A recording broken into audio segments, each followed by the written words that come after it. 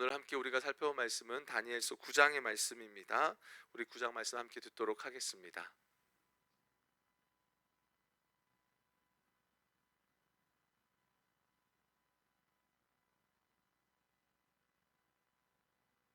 부장 메대 족속 아하수에로의 아들 다리오가 갈대아 나라 왕으로 세움을 받던 첫해, 곧 그 통치 원년에 나 다니엘이 책을 통해 여호와께서 말씀으로 선지자 예레미야에게 알려주신 그 연수를 깨달았나니 곧 예루살렘의 황폐함이 70년 만에 그치리라 하신 것이니라.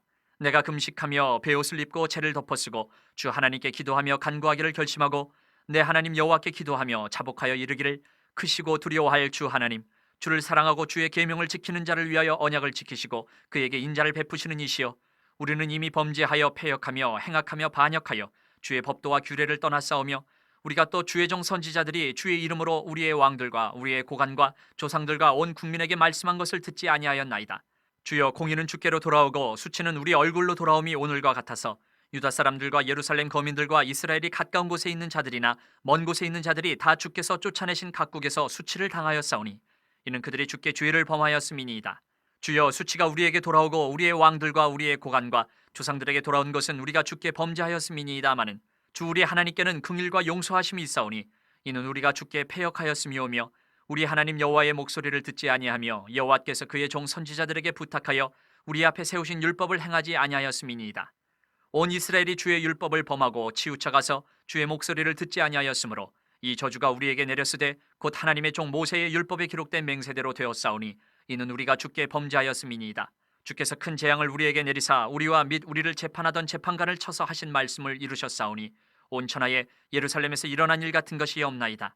모세의 율법에 기록된 대로 이 모든 재앙이 이미 우리에게 내렸사오나 우리는 우리의 죄악을 떠나고 주의 진리를 깨달아 우리 하나님 여호와의 얼굴을 기쁘게 하지 아니하였나이다. 그러므로 여호와께서 이 재앙을 간직하여 두셨다가 우리에게 내리게 하셨사오니 우리의 하나님 여호와께서 행하시는 모든 일이 공의로우시나 우리가 그 목소리를 듣지 아니하였음이니이다. 강한 손으로 주의 백성을 애굽 땅에서 인도하여 내시고 오늘과 같이 명성을 얻으신 우리 주 하나님이여, 우리는 범죄하였고 악을 행하였나이다. 주여, 구하옵나니 주는 주의 공의를 따라 주의 분노를 주의 성 예루살렘 주의 거룩한 산에서 떠나게 하옵소서. 이는 우리의 죄와 우리 조상들의 죄악으로 말미암아 예루살렘과 주의 백성이 사면에 있는 자들에게 수치를 당함이니이다. 그러하온즉 우리 하나님이여, 지금 주의 종의 기도와 간구를 들으시고 주를 위하여 주의 얼굴빛을 주의 황폐한 성소에 비추시옵소서. 나의 하나님이여, 귀를 기울여 들으시며 눈을 떠서 우리의 황폐한 상황과 주의 이름으로 일컫는 성을 보옵소서. 우리가 주 앞에 간구하옵는 것은 우리의 공의를 의지하여 하는 것이 아니요 주의 큰 긍휼을 의지하여 함이니이다. 주여 들으소서. 주여 용서하소서. 주여 귀를 기울이시고 행하소서. 지체하지 마옵소서. 나의 하나님이여, 주 자신을 위하여 하시옵소서. 이는 주의 성과 주의 백성이 주의 이름으로 일컫는 바 됨이니이다. 내가 이같이 말하여 기도하며 내 죄와 내 백성 이스라엘의 죄를 자복하고 내 하나님의 거룩한 산을 위하여 내 하나님 여호와 앞에 간구할 때, 곧 내가 기도할 때에 이전에 환상 중에 본 그 사람 가브리엘이 빨리 날아서 저녁 제사를 드릴 때쯤에 내게 이르더니 내게 가르치며 내게 말하여 이르되, 다니엘아, 내가 이제 내게 지혜와 총명을 주려고 왔느니라. 곧 내가 기도를 시작할 즈음에 명령이 내렸으므로 이제 내게 알리러 왔느니라. 너는 크게 은총을 입은 자라. 그런즉 너는 이 일을 생각하고 그 환상을 깨달을지니라. 내 백성과 내 거룩한 성을 위하여 이른 이래를 기한으로 정하였나니 허물이 그치며 죄가 끝나며 죄악이 용서되며 영원한 의가 드러나며 환상과 예언이 응하며 또 지극히 거룩한 이가 기름 부음을 받으리라. 그러므로 너는 깨달아 알지니라. 예루살렘을 중건하라는 영이 날 때부터 기름 부음을 받은 자 곧 왕이 일어나기까지 7 이레와 62 이레가 지날 것이요, 그 곤란한 동안에 성이 중건되어 광장과 거리가 세워질 것이며 62 이레 후에 기름 부음을 받은 자가 끊어져 없어질 것이며 장차 한 왕의 백성이 와서 그 성읍과 성소를 무너뜨리려니와 그의 마지막은 홍수에 휩쓸림 같을 것이며 또 끝까지 전쟁이 있으리니 황폐할 것이 작정되었느니라. 그가 장차 많은 사람들과 더불어 한 이레 동안의 언약을 굳게 맺고 그가 그 이레의 절반의 제사와 예물을 금지할 것이며 또 포악하여 가증한 것이 날개를 의지하여 설 것이며 또 이미 정한 종말까지 진노가 황폐하게 하는 자에게 쏟아지리라 하였느니라 하니라. 네, 이 다니엘서가 참 이렇게 쉬운 책은 아닙니다. 왜냐하면 이게 그 단순히 역사의 일들을 기록한 것을 오늘 이렇게 막 적용해야 되는 방식으로 이렇게 끝나는 책이 아니기 때문에 그래요. 왜냐하면은 이 다니엘서를 분류할 때 묵시문학으로 이제 분류를 하거든요. 그 말은 뭐냐면 하나님께서 다니엘에게 앞으로 되어질 미래 일을 알려주셨다는 겁니다. 그리고 그 미래 일이 당시에만 적용되는 게 아니라 이제 오늘을 살아가는 우리에게도 적용이 되죠. 종말론적인 부분들이 있으니까요. 근데 사실 미래의 일은요, 우리의 소관이 아니죠. 그렇죠? 우리의 소관이 아니에요. 우리는 역사의 그 한 순간만을 살아가는 존재이기 때문에 그래요. 그런데 그런 유한한 존재에게 하나님이 미래의 일을 말씀해 주셨다는 것 자체가 대단한 거죠. 사실 여러분, 우리가 제정신으로는 이 다니엘서가 이해가 안 되는 겁니다. 감당할 수가 없습니다. 어떻게 이 역사의 큰 스펙트럼, 또 미래의 일들을 우리가 어떻게, 진짜 하나님이 창조주이시고 하나님이 온 세상의 주인 되신다라는 그 믿음이 없으면은 우리는 이 부분들이 이해가 되질 않는 겁니다. 어떻게 종말에 대한 걸 우리가 이해할 수 있습니까? 그잖아요. 우리 현재밖에 몰라요. 미래를 예측할 뿐이지 알 수 없는 존재라는 겁니다. 그러니까 한마디로 이 다니엘서는 하나님에 대한 믿음이 없으면 이게 그냥 우리 흔히 말하는 판타지 소설이에요. 그것밖에 안 되는 겁니다. 그런데 하나님이 온 세상의 통치자이시고 주관자이시다라는 것을 딱 이해하고 나면은 이 책은 너무나 설레이는 책이 되는 겁니다. 왜요? 하나님이 미래에 대한 이야기와 함께 그 미래에 대한 이야기를 하셨다는 건 뭐예요? 우리에게 약속하시고 미래를 약속하셨다는 건 그걸 이루시겠다라는 뜻이 포함되어 있으니까요. 그래서 이 책은 제가 이제 다니엘서를 이야기를 쭉 보셔야 되는 게 통치자 되시는 하나님, 온 세상의 주권자 되시고 주관하시는 하나님에 대한 주제가 이 다니엘서 가운데 아주 중요한 주제로 등장한다라는 겁니다. 그렇게 여러분들이 보고 이 다니엘서를 읽어가면 다니엘서가 좀 더 은혜롭고 훨씬 여러분들에게 잘 읽혀져 갈 겁니다. 앞서 목사님들도 말씀하셨지만 다니엘서 1장부터 6장까지는 다니엘 시대의 역사에 대한 이야기입니다. 그리고 7장 이후는 묵시적인 것들, 환상 예언적인 것들에 대한 이야기가 나옵니다. 근데 재미있는 건 뭐냐면 그 앞에 역사의 내용과 이 묵시의 내용이 따로 떨어져 있지 않습니다. 무슨 말이냐면 제가 이번 주 월요일 날에 이제 6장을 설교했잖아요. 그 유명한 사자굴 그잖아요. 근데 그 6장의 내용이 오늘 우리가 살펴보는 9장의 내용과 맞닿아 있다라는 겁니다. 그러니까 우리가 이 6장을 이해할 때 다니엘이 사자굴에 갇혔는데 기도하니까 사자굴에서 나왔어. 우리도 다니엘처럼 그렇게 열심히 기도하면 나올 수 있어. 그래서 고난이 닥치면 이길 수, 이렇게 이야기하지 않는다라는 겁니다. 그렇게 봐버리기 시작하면요, 다니엘서에서 담겨져 있는 큰 그림을 놓쳐버리게 된다라는 거예요. 앞선 6장에 보면 다니엘은 왕의 조서가 찍힌 것을 알고도 자기 집에 돌아가서 하던 대로 하나님 앞에 기도를 했다고 했습니다. 왜요? 어떻게 해요? 무엇 때문에 그렇게 기도할 수 있었냐라는 거예요. 그걸 알아야 된다라는 겁니다. 왜냐하면 오늘 본문에 보면 다니엘이 그렇게 기도할 수밖에 없는 이유가 오늘 본문에 나타난다라는 겁니다. 제가 월요일 날에는 좀 다니엘의 부르심, 하나님이 이렇게 큰 뜻, 큰 그림 안에서 말씀했다면 오늘은 이 부분 안에서 좀 세부적으로 그 이유와 원인이 구체적인 게 나타납니다.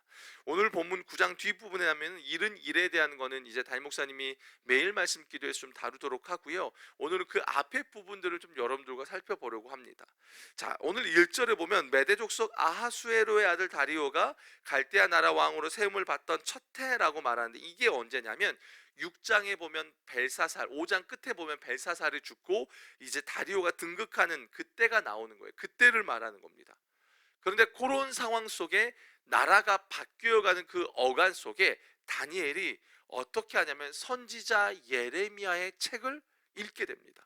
2절에 보면 곧 그 통치 원년에 나 다니엘의 책을 통해 여호와께서 말씀으로 선지자 예레미야에게 알려주신 그 연수를 깨달았나니 곧 예루살렘의 황폐함이 70년 만에 그치리라 하신 것이니라.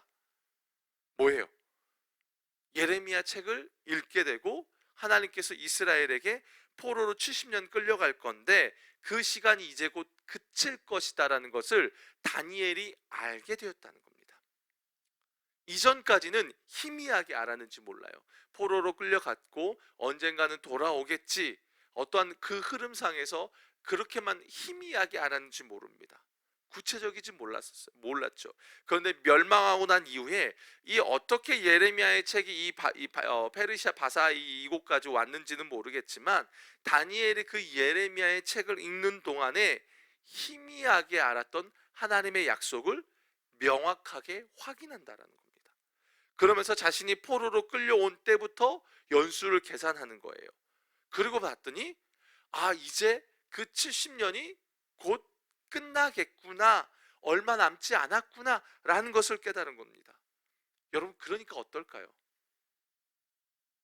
여러분, 요즘에 우리가 엔데믹 얘기 나오잖아요. 뭐 이제 코로나가 얼마 그러면 어떻습니까? 우리가 딱 뭔가 정해진 날짜가 딱 알려지면 어떻습니까? 코로나가 힘들었던 이유는 끝나는 날이 언제인지를 모르니까 힘들었던 거잖아요. 끝나는 날이 알면 어떻습니까? 견딜 수 있고 버틸 수 있고 더 힘을 내서 나갈 수 있다라는 겁니다. 다니엘이 어떻습니까? 이제 끝나는구나라는 걸 아니까 어때요? 가슴이 다시 뛸 수밖에 없습니다. 여러분, 수십 년이었습니다. 15세에 끌려와서 지금은 80이 넘는 노인입니다. 그 가운데 다니엘이 얼마나 많은 고난이 그에게 있었습니까? 근데 그 가운데 자신이 부르신 하나님의 부르심을 아니까 버틸 수 있었어요. 이제는 그걸 넘어서서 하나님을 향한, 하나님이 이스라엘을 향한, 자신을 향한 구체적인 약속의 말씀을 듣고 나니까 믿음이 어떨까요? 더 대범해지는 겁니다. 더 대범해지는 겁니다. 그 말은 여러분 이렇게 볼 수 있는 거예요. 우리의 믿음이라는 게요, 여러분 결국은 내가 믿고 싶어진다고 믿어지는 게 아니라는 거예요. 내 신념이나 내 확신이 아니라는 거예요. 다니엘이 이 말씀을 통해서 하나님의 약속을 믿고 그 가운데 하나님은 결국 약속을 성취하시는 분이라는 걸 그가 알고 난다라는 거예요. 그게 믿음의 핵심이라는 겁니다. 결국 이 70년이 다 되어져 가는 가운데 다니엘이 그걸 다 아는 거예요. 그러니까 어때요? 그 새로운 나라로 바뀌어져 가는 가운데 자신을 모함하고 죽이려는 사람들에 의해서 끌려가는 그런 상황 속에서 다니엘이 어떻게 합니까? 금식하며 자신이 해오던 그대로 기도할 수 있는 겁니다. 그리고 사자굴에 들어갈 수 있는 겁니다. 거기서도 담대하게 설 수 있는 겁니다. 그냥 다니엘이 이렇게 기도했어, 우리 문제를 만나면 기도해야 돼, 이 차원이 아니라는 거예요. 그에게 하나님의 약속의 말씀이 임하고 그에게 하나님의 뜻이 임하니까 그걸 붙잡고 기도할 수 있더라는 겁니다. 이게 우리에게 중요한 겁니다. 사랑하는 여러분, 왜 계속 교회에서 말씀 붙들고 하나님의 약속의 말씀이 우리에게 임하기를 구하고 그 말씀을 붙들고 기도해야 되는 이유가 바로 여기에 있습니다. 여러분, 말씀이 빠진 기도는요, 여러분 죄송하지만 사실 기도라기보다는요 그냥 내 간절한 소원입니다. 넋두리에 불과합니다. 이게 너무 심하게 이야기했나요? 아니요. 하나님에 대한 이해, 하나님의 말씀이 없고 하나님의 약속의 말씀이 없지 않은 기도는요, 그렇습니다. 왠지 아십니까? 세상 사람들도 기도하기 때문에 그렇습니다. 하나님이 빠져버린 기도는요, 여러분 세상 사람들도 기도해요. 그들의 기도와 우리의 기도에서요 차이가 뭔지 아십니까? 하나님이 빠져버리면 똑같아요. 다 자기 소원과 목적을 위한 거잖아요. 근데 우리의 기도는 결국 뭐가 다릅니까? 그 가운데 하나님이 들어가 있다는 겁니다. 하나님의 선하신 뜻으로 연결된다는 겁니다. 하나님의 말씀이 거기에 들어있고 하나님의 마음이 거기에 담겨져 있다는 겁니다. 그걸 아는 거예요. 그게 우리의 기도와 세상의 기도와 결정적인 차이라는 겁니다.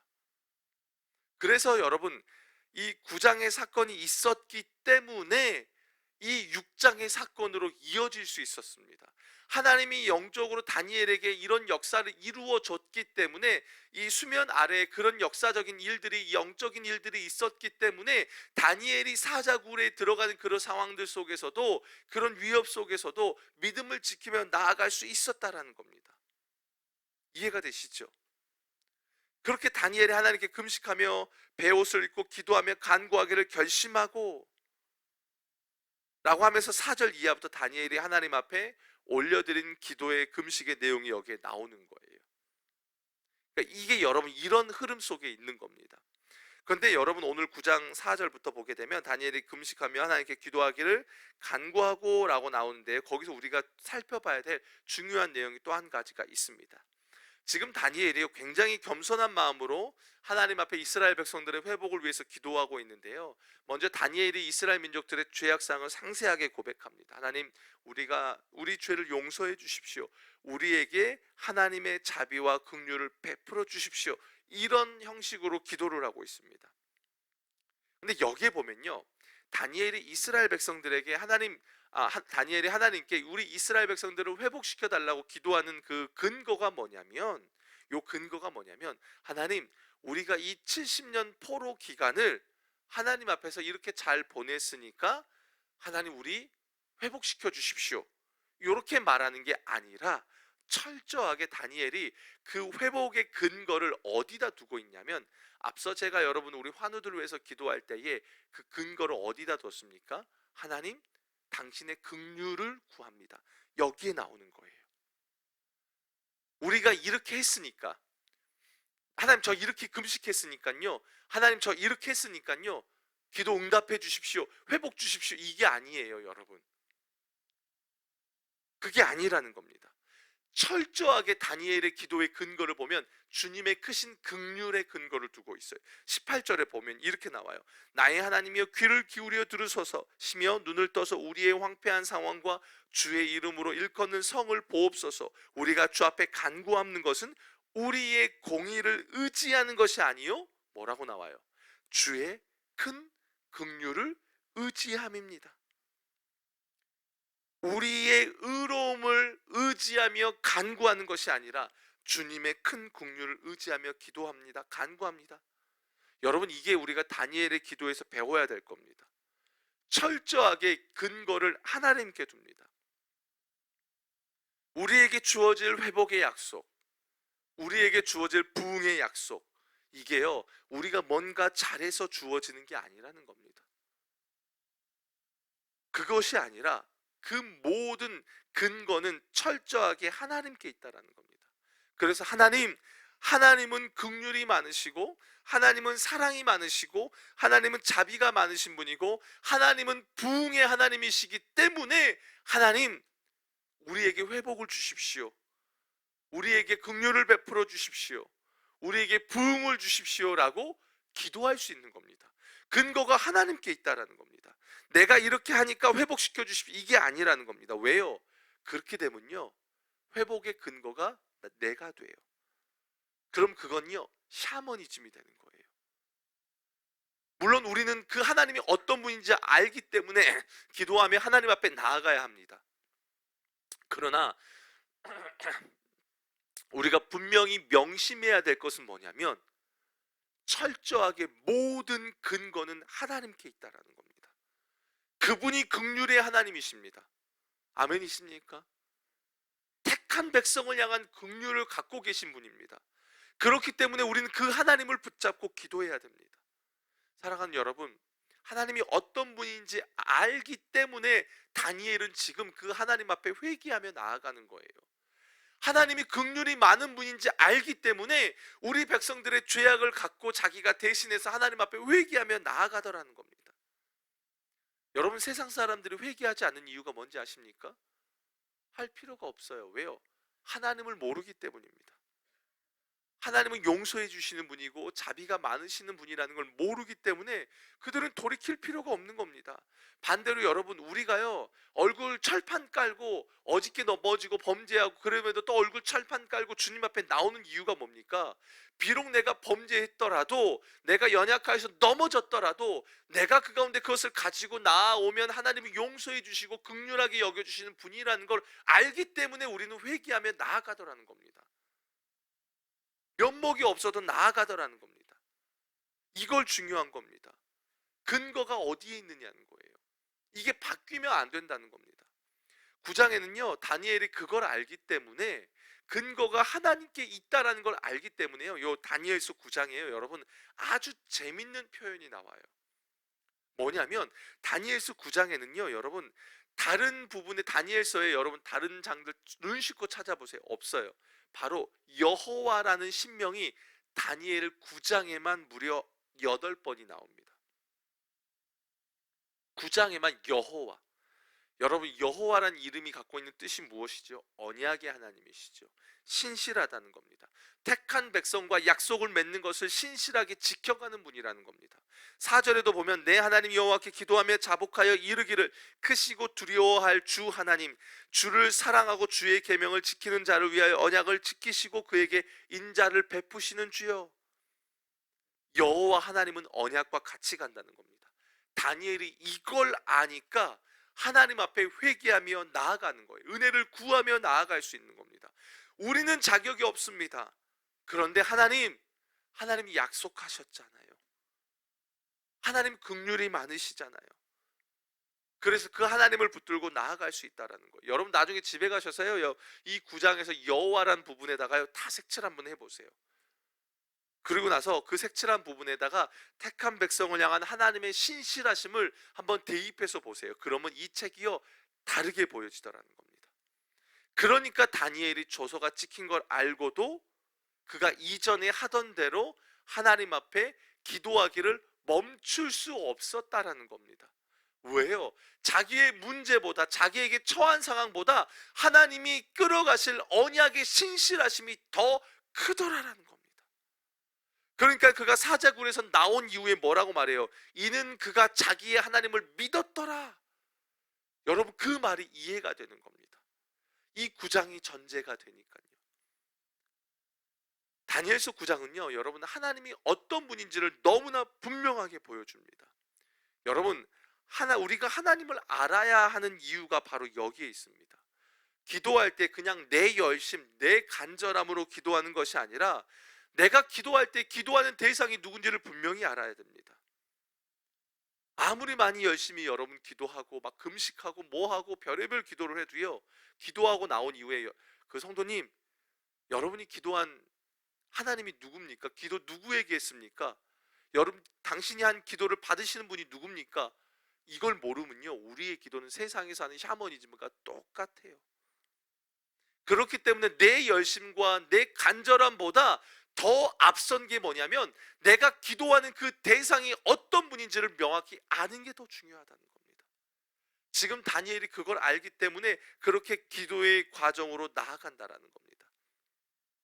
또 한 가지 봐야 될 게 뭐냐면 다니엘이요, 지금 하나님을 인정하고 나니까요, 다니엘의 기도에 또 나타나는 특징이 뭐냐면 바로 하나님의 말씀이 진리라는 걸 인정하고 다니엘이 기도하기 시작해요. 그러니까 뭐예요? 진리면 뭡니까? 진리는 기준이죠. 흔들리지 않죠. 반드시 이루어지죠. 그러니까 다니엘이 어떻게 말해요? 12절에도 보면요, 주께서 큰 재앙을 우리에게 내리사 우리와 및 우리를 재판하던 재판관을 쳐서 하신 말씀을 이루셨습니다. 뭔 말입니까? 하나님의 말씀 그대로 이루셨다는 거예요. 우리를 향해서 하나님 심판하신 그 심판이 이루어졌습니다. 그럼 반대로 뭐예요? 회복하신 것도 하나님 이루신다는 겁니다. 심판도 하나님 이루셨습니다. 왜요? 우리의 죄악 때문에. 근데 하나님 70년이 다 차서 하나님 약속하신 진리의 말씀이 그대로 이루어질 거라는 것을 다니엘이 알고 붙잡는 겁니다. 심판이 있으면 회복도 있다는 것을 다니엘이 아는 겁니다. 하나님은 신실하셔서 그 말씀을 이루셨습니다. 우리는 신실하지 못했지만 하나님은 신실하셔서 이루셨습니다. 결국에도 이루십니다. 그렇기에 우리가 당신의 말씀을 의지하며 기도하오니 온전히 회복시켜 주십시오. 여러분, 이렇게 기도가 나오는 겁니다. 그러니까는 뭐라고 나오냐면 다니엘이 말 속에 보세요. 17절에 보세요. 그러하온즉 우리 하나님이여 지금 주의 종의 기도와 간구를 들으시고 주를 위하여 주의 얼굴빛을 주의 황폐한 성소에 비추시옵소서. 뭐가 강조가 돼요? 주여, 주. 주의 종, 주의 기도. 19절에도 볼까요? 주여 들으소서. 주여 용서하소서. 주여 귀를 기울이시고 행하소서. 나의 하나님이여 주 자신을 위하여 하옵소서. 주의 성과 주의 백성이 주의 이름으로 일컫는 바 됨이니이다. 다니엘이 그 약속의 말씀을 알고 나니까요, 하나님이 말씀에 신실하다는 걸 알고 나니까요, 계속적으로 거기에 뭘 끄집어대요? 주님과 연관시켜서 기도하더라는 겁니다. 그 말은 뭐냐면요, 여러분, 우리가 기도한 게요, 주님과 상관없으면요, 그건 세상 사람들이 하는 그 기도와 간절한 소망과 별반 차이가 없다라는 겁니다. 우리의 기도와 세상의 기도가 다른 점은 뭐냐면 우리의 기도가 주님과 연관되어졌다라는 겁니다. 무슨 말입니까? 나는 주님의 백성입니다. 주여, 주를 위하여 내 삶이 존재합니다. 그러니까 여러분, 왜 기도할 수 있습니까? 주님, 나를 회복시켜 주십시오라고 기도할 수 있습니다. 하나님, 나는 주의 자녀입니다. 그렇기 때문에 주님, 나의 질병을 고쳐 주십시오. 당당하게 기도할 수 있는 겁니다. 왜 교회 환우들을 위해서 기도할 수 있습니까? 그들이 주의 자녀잖아요. 하나님의 약속과 연관된 자이잖아요. 하나님과 연관된 자들이기 때문에 할 수 있다라는 겁니다. 여러분, 우리의 기도, 그래서 여러분 기도할 때 그 기도가 바른가 아닌가를요, 점검할 수 있는, 거기다 주여라는 말만 넣어보면 여러분 간단합니다. 내 정욕과 나의 어떠함을 위한 건지, 정말 주님의 영광을 위한 것인지, 여러분 이게 될 수 있다라는 겁니다. 사랑하는 여러분, 우리의 기도에 이것이 반드시 필요합니다. 나는 주님의 신실하심을 믿습니다. 주님은 택한 백성의 삶을 책임지십니다. 나는 주님의 자녀입니다. 주님의 말씀은 늘 신실했습니다. 그런데 그 말씀에 비춰보니 제 삶이 엉망입니다. 그래서 주님, 제가 회개합니다. 주님은 신실하신데 저는 신실하지 못했습니다. 그래서 회개합니다. 그러나 주님, 나는 주님의 자녀이고 주님의 백성이기에 주님, 나를 일으켜 주십시오. 이게요, 오늘 다니엘이 올려드린 기도의 핵심이라는 겁니다.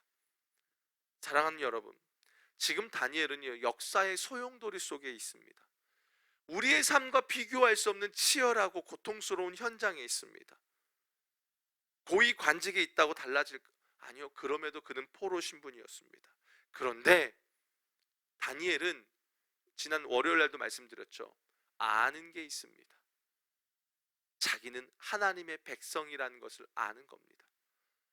비록 이스라엘의 범죄 때문에 포로로 끌려갔지만 나는 하나님의 백성인 걸 알기 때문에 상황은 끌려갈지라도 1장 8절에서 뜻을 정할 수밖에 없는 이유가 뭐예요? 뜻이 뭐라고 했습니까? 마음이죠. 마음만큼은 빼앗기지 않더라라는 겁니다. 여러분, 우리도 마찬가지입니다. 여러분 다 각자 치열하시죠. 그런데 그 가운데 잊지 말아야 될 게 있습니다. 무엇입니까? 관계 설정입니다. 하나님과 나와의 관계입니다. 하나님은 나의 주인이십니다. 그 하나님은 신실하신 분이십니다. 그 하나님은 말씀을 이루어 가십니다. 진리의 하나님입니다. 나는 그의 자녀입니다. 그 관계 설정이 되어 있으면 회개할 것 회개하고, 우리가 기도하며 그 주님 앞에 나아갈 것들 나아갈 수 있더라라는 겁니다. 그 가운데 여러분이 올려드리는 그 기도가 진짜 하나님이 기뻐 받으시는 기도가 되는 겁니다. 이것이 빠져버리면요, 우리가 누구에게 속한지, 무엇을 믿고 무엇을 붙들고 살아가는지를 놓쳐버리면 여러분, 우리의 기도는요, 세상 사람들이 말하는 그 기도와 샤머니즘과 할머니들이 새벽에 물 떠놓고 정한수 떠놓고 비나이다 하는 것과 여러분 다를 게 하나도 없어요. 이 새벽이요, 그 믿음의 대상이 빠져버리면 그것과 다를 게 하나도 없더라는 겁니다. 명심하십시오. 명심하십시오. 여러분, 분명 믿음의 대상을 붙드시고 나아가시는 여러분들의 삶이 되길 축복합니다. 제가 성경을 가르칠 때마다 믿음의 대상, 여러분 관점이 중요하다라고 말하는 이유가 거기에 있습니다. 여러분, 하나님이 어떤 분인지를 알아야 합니다. 성경을 볼 때에 하나님이 어떤 분인지를 알아야 합니다. 내가 원하는 걸 찾아내는 게 아니라 하나님이 어떤 분인지를 알아야만 그 하나님을 붙들고 여러분은 여러분에게 주어진 인생을 승리하며 살아가실 줄로 믿습니다. 우리 함께 같이 기도하며 나아갔으면 좋겠습니다. 오늘 말씀 18절을 붙들고 기도했으면 좋겠습니다. 나의 하나님이여, 귀를 기울여 들으시며 눈을 떠서 우리의 황폐한 상황과 주의 이름으로 일컫는 성을 보옵소서. 우리가 주 앞에 간구하옵는 것은 우리의 공의를 의지하는 것이 아니요 주의 긍휼을, 큰 긍휼을 의지하여 함이니이다. 여러분, 우리의 회복의 근거는 여러분의 열심, 여러분의 애씀에 있지 않습니다. 여러분들이 백날 첫날 애쓰고 금식하고 몸을 찢고 열왕기상 18장에 나오는 그 바알 선지자들처럼 몸을 찢는다 하여도 하나님이 긍휼히 여겨주시지 않으면 그 어떠한 것도 이루어지지 않습니다. 그 말은 뭐냐면 회복의 근거는 철저하게 하나님께 있다는 겁니다. 그래서 우리는 그 하나님을 붙들고 기도해야 되는 겁니다. 하나님은 긍휼이 많으시는 분이시잖아요. 하나님 신실하신 분이시잖아요. 하나님, 그런데 그 하나님께 비춰보니까 제 삶이 너무 형편없습니다. 하나님, 그래도 나 주의 백성이니까 용서해 주십시오. 하나님, 나 주의 백성이잖아요. 자녀잖아요. 하나님, 치유해 주십시오. 하나님, 나 회복시켜 주십시오. 하나님, 나 주의 자녀잖아요. 내 기업 일으켜 주십시오. 내 직장 회복시켜 주십시오. 라고 여러분 할 수 있는 겁니다. 이 시간 근거를 붙잡고 기도합시다. 하나님, 이 시간 기도할 때에 주님, 우리 가정, 직장, 교회 안에 주님의 긍휼을 의지하며 기도하오니 하나님 온전히 일으켜달라고, 긍휼히 여겨달라고, 회복시켜달라고 우리 함께 같이 기도하며 나아가겠습니다. 기도하겠습니다. 살아계신 아버지 하나님, 이 새벽 가운데 하나님이 어떤 분인지를 다시 한번 우리가 붙잡습니다. 하나님은 긍휼이 많으신 분이십니다. 하나님은 신실하신 분이십니다. 하나님은 은혜의 하나님이십니다. 택한 백성의 삶을 붙드시는 분이십니다. 아버지 하나님, 우리가 그 하나님을 바라보며 붙잡으며 기도하며 나아갑니다. 그 하나님의 신실하심에 비춰보니 우리의 삶이 너무 형편없었습니다. 그래서 주님 앞에 회개합니다. 그래서 주님 앞에 간구합니다. 하나님, 우리를 용서하여 주시고 아버지 하나님, 주의 그 큰 긍휼로 아버지 우리들의 삶을 일으켜 주시옵소서. 아픈 자들이 있다면 회복시켜 주시고, 하나님 아버지 회복이 필요한 자들이 있다면 영적인 회복을 허락하여 주시고, 아버지 하나님 기업에 회복이 필요한 자들이 있다면 주여 회복시켜 주시옵소서. 우리가 우리의 어떠함을 근거해서 기도하는 것이 아니라 하나님의 긍휼을 의지하며 하나님이 그 크신 긍휼을 갖고 계신 분이라는 것을 기억하며 그 하나님 앞에 나와 엎드리며 그 하나님을 붙잡고 나아가며 그 하나님만을 신뢰하며 나아가는 아버지 하나님, 우리 포도나무 교회의 모든 성도들의 인생이 될 수 있도록 주여 붙잡아 주시고 인도하여 주시옵소서. 우리 마지막으로 기도할 때예요. 다니엘서 9장 2절을 보면 그 통치 원년에 나 다니엘의 책을 통해 여호와께서 말씀으로 선지자 예레미야에게 알려주신 그 연수를 깨달았나니 곧 예루살렘의 황폐함이 70년 만에 그치리라 하신 것이니라. 다니엘은요, 여러분, 하나님을 너무 잘 아는 자였습니다. 그냥 자기 생각으로 아는 자가 아니었습니다. 다니엘을 보면요, 흔히 말하면 기도의 사람이라고 말하는데 그렇지 않습니다. 다니엘은 철저하게 말씀의 사람이었습니다. 이 시간 기도할 때요, 여러분, 하나님, 내가 이 성경의 말씀을 통해서 하나님을 깊이 알아가는 자가 되게 해달라고 기도합시다. 그냥 내 열심으로 신앙생활하는 자가 아니라요, 말씀을 통해서 하나님을 알게 해주십시오. 그리고 그 하나님을 아는 만큼 내 삶에 풍성한 하나님의 크기로 채워지게 해주십시오.